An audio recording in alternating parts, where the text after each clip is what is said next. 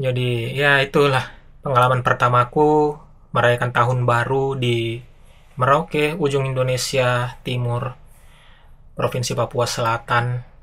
Ternyata di sini tuh tahun barunya seperti itu loh. Orang ramenya itu geber-geber motor di jalan. Mobil nggak ada mobil.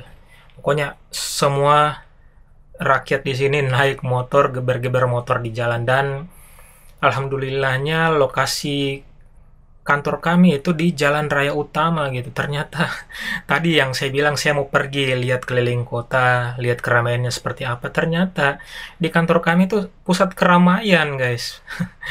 Semua pada lewat situ karena itu jalan raya utamanya gitu. Ya, ini pengalaman baru buat saya. Saya nggak bakal tahu ini kalau saya nggak penempatan di sini. Selalu ada hikmah di balik semua yang terjadi.